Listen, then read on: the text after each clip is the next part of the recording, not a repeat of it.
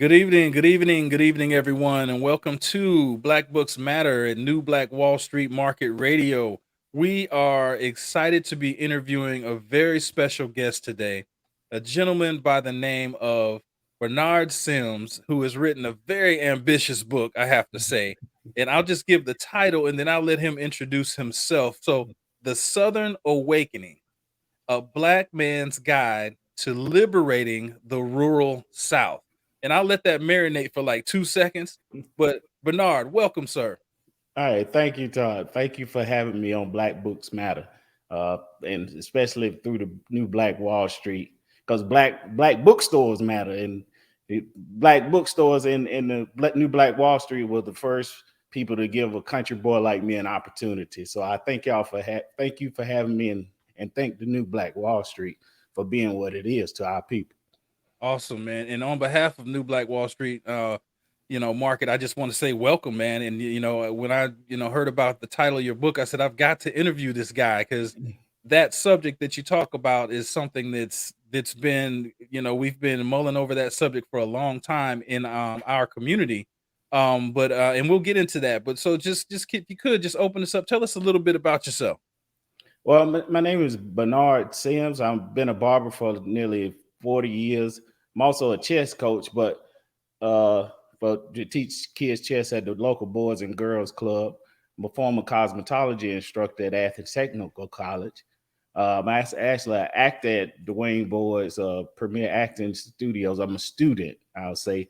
Uh, uh, uh, I wrote in my book that I was in this new movie, Teal, an extra in the Teal, but it was too early to say that. But since it's coming Oh, out in October, I'm an extra in that. But I start writing from the perspective of Barnard the Barber because, as we understand in the African culture, the wisest people in the village are usually the ones who spent the most time listening to the wisdom of the elders. And so I mm, start writing from that perspective because who spends more time listening to the wisdom of the elders more than our barbers and beauticians in our local African yet American villages?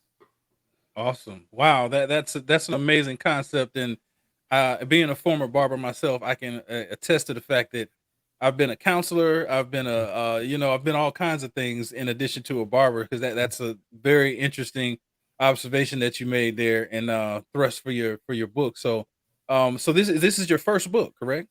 Yes, this is my first book. I started out writing though for the NAACP on the legal redress team, like uh, Oh, from reporting on abuses in the detention center to various subjects in my community to try to bring light into areas where we needed to focus on.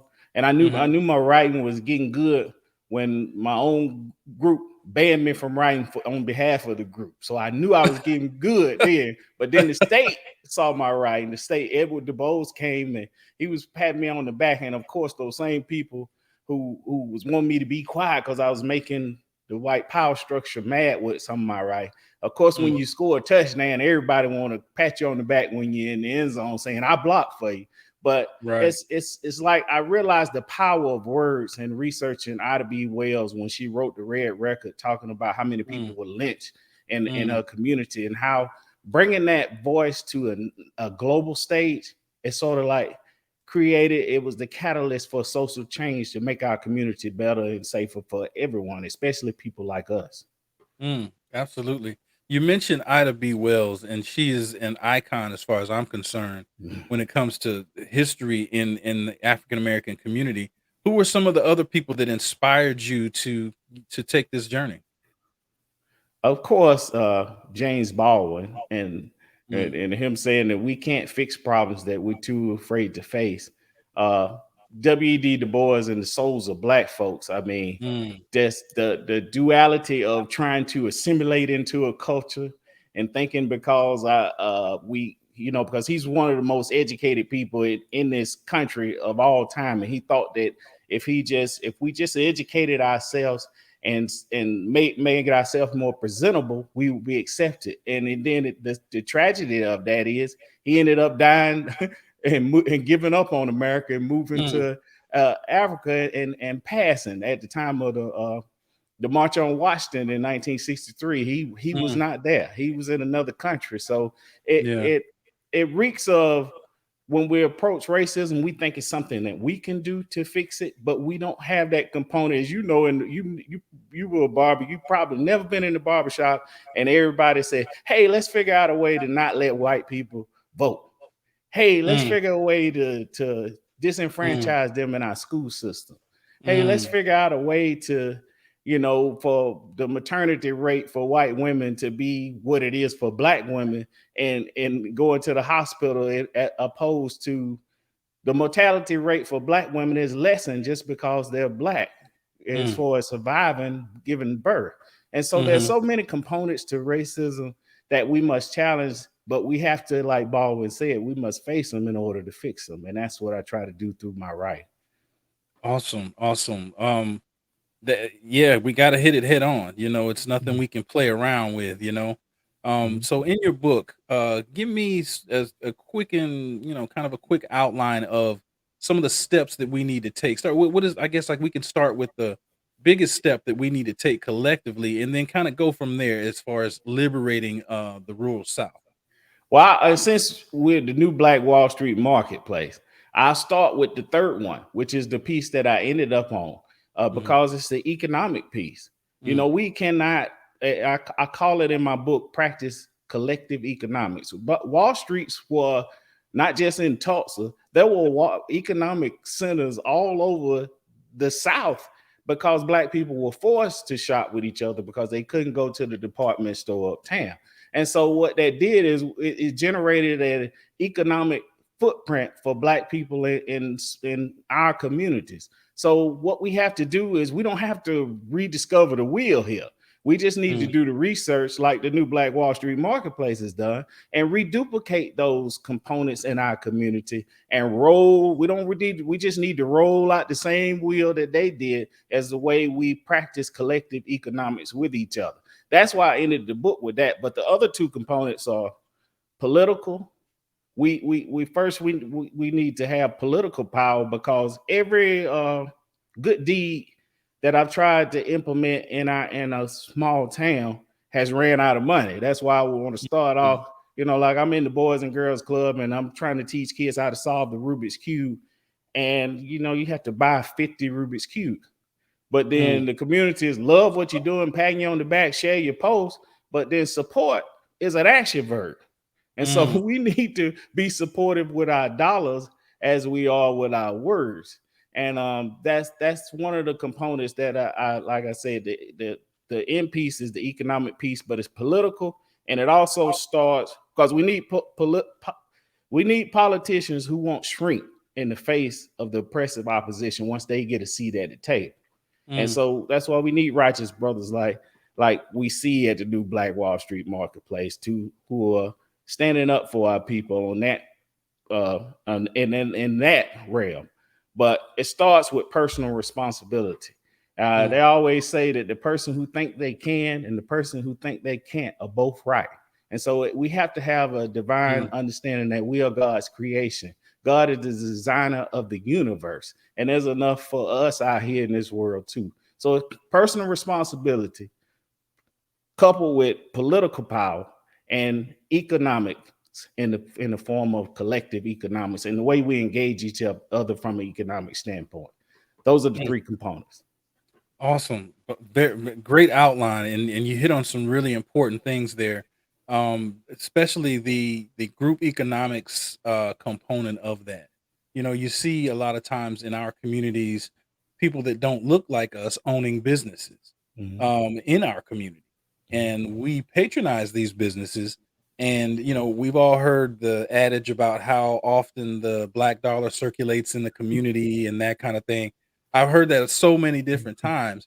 Um, so on a practical level, a very practical level, let's say a grassroots level, what are some of the things that you are doing on a grassroots level that hit at the heart of that issue? it's the journey of 1,000 steps start with the first one. And Mm, so in order to fix the state of the system, first I have to fix me. And mm, I've changed the way that I engage black businesses. For mm, example, One simple thing we can do, we all talk about reparations. And Mm-hmm. reparation, anytime a debt is owed, that debt should be paid. I can't call none of my credit card companies and tell them, hey man, that was a long time ago. I have to pay them people. So a debt has been owed to our people for years. It's like we're starting the game of Monopoly with no starting money. So the time we Mm. land on somebody else's property, we end up in jail. So the easiest thing that I can do is practice what I call self reparations. Like when I go to Mm. patronize a black business, seek out the new Black Wall Street, go to the bookstore's Tree of Knowledge. And when King Henry's, I watched the way he moves and he talked about what you just alluded to about how the dollar in the black community don't survive 6 hours, but other Mm. communities 20 days and 28 days. Black community 6 hours. We have 0.5% of the economic wealth in the country, but we buy 2 times the number of Mercedes Benz and stuff. So we spend Mm. money, we just don't spend it with our own people. And so trying to change that dynamic in my own self, like if I go to a restaurant and it's owned by a black business, instead of tipping by 20%, I tip by 30% or 50%. That's a Mm-hmm. form of self reparations. That's something every individual can take from the first phase of the book, a personal responsibility, and implement our own form of self reparations in our own community. Mm. Great That's answer. just Yeah. one now. Mm-hmm. Well, elaborate. What so you spoke about personal responsibility. Mhm. How much of that is related to the mental state Mhm. versus the economic state? You mentioned that we spend the most money in America. Mhm. Um, why are we spending it with everyone else and not us? Does that point to a mental component that you may want to talk about? Right. And in my book, I think I have a chapter in there called it's well, something I think I have is my book. I should know, but it's called Combative Economics. It's the way Oh. we engage each other from an economic standpoint. It's combative. Like I've owned a business for 40 years, and I can't tell you how many times people walk into my barbershop, see the sign behind me to say how much the price is, and say, "Well, how much you gonna charge me?" I'm like, I'm gonna charge you what it costs Mm, for me to do business. Well, you mm, charging the same thing they charge in Atlanta and Athens. I'm like, I got the same license and the same clippers that they have in Athens and Atlanta. So it's like challenging that confrontational contention when it comes to us from an economic standpoint. We even do that in our church community. Most of the pastors that in our churches are riding around here in cars, they're skipping, barely pulling up in the church, and you have somebody in the back who ain't gave but $5 in the past 20 years talking about we making the preacher rich. No, we're actually not making him rich. His car skipping. mm, He need to jump off when he leave here. So, uh, but it's like we have this contention when it comes to reluctance to when it comes to each other with through economics. But we'll spend money on other people's brand and not our own. I can't tell you how many people I seen come up. I'm selling T-shirts and they got on Tommy Hilfiger and Versace, but then they want me to give them one of my T-shirts that I had to spend a lot of money on to get made. And so it's a point of contention, and the cure to that is what Ida B. Wells did to communicate honestly with each other. We mm, had to first start with that and not have a binary response to a different opinion. Binary response is like when we bring up racism, usually people go to one side or the other, the one they're more familiar with. When it comes to economics in our community, usually people say, well, I know I don't tip in black businesses, so I'm gonna try to make him wrong, even though I know what he's saying is right. We need self reparations before we can expect anybody else to respect and pay ourselves. wow, self reparations. That's a powerful statement. Very powerful. What are the key takeaways that you want people to have if they were to read your book? So if someone was to not be familiar with your book and they do read it, what are the key takeaways that you want them to have? One of the main things that I found the most powerful for me was when I started writing. It was out of necessity again. I'm Mhm. sitting there, and my 8-year-old daughter's looking at the TV screen, and she's seeing George Floyd screaming for his mother and his life. Mm. And she looked at it and she said, Daddy, why doesn't that man, a police officer, get off of that man's neck? Mm. And so I started to realize in that instant that we have to take years of protest to finally get a conviction, to finally get an arrest, then to finally get a conviction. All this as adults, when this child who's 8 years old knew what she saw was wrong instantly. And so I needed to the takeaway is an awakening. It's like what Dick Gregory said. He said Mm. we need to put on the third eye of understanding and listen with a third ear of like compassion for our common humanity. And that's what I'm trying to communicate in the book. It was a form of expression out of frustration. I couldn't work, and I'm sitting there listening to my child saying what we all know is wrong, but as adults, we've been programmed to kind of cognitively distance ourselves from our conscious. So the Mm. Southern Awakening is trying to connect us back to our conscious, and through writing it, the Path to Liberation by Frederick Douglass said, a man who learns to read it's hard to enslave a man once he learned the power of literacy. So it's really a journey of me trying to liberate myself in order to fill my cup up so that my cup can runneth over and I can pour on my community. Can't pour from a cup, an empty cup. So I Mm. had to first try to fill my cup up so that I'll have more to give my community. And that's the power of literacy and and sharing our stories. Uh, Mhm. uh, that's another detail that it's the story of the hunt only favors the hunter. That's an African proverb. The story of the hunt only favors the hunter until the Mhm. lion shares the truth. And I'm Mm. hoping I can share the power of literacy and encourage more lions to stand up and share our truth with the Southern Awakening, a black man's guide to liberating the rural South. Amazing, amazing. Thank you so much for joining us today and sharing, because as we both know, Black books matter.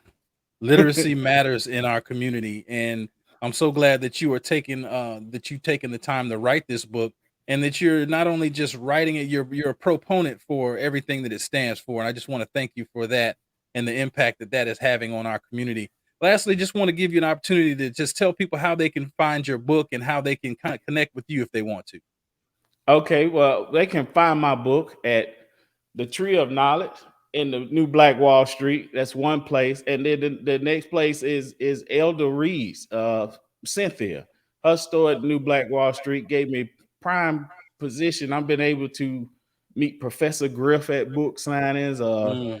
Dr. Mhm. King's daughter, Bernice King, at her book signing at Elder Reed's. And so that will be the place, because I tried.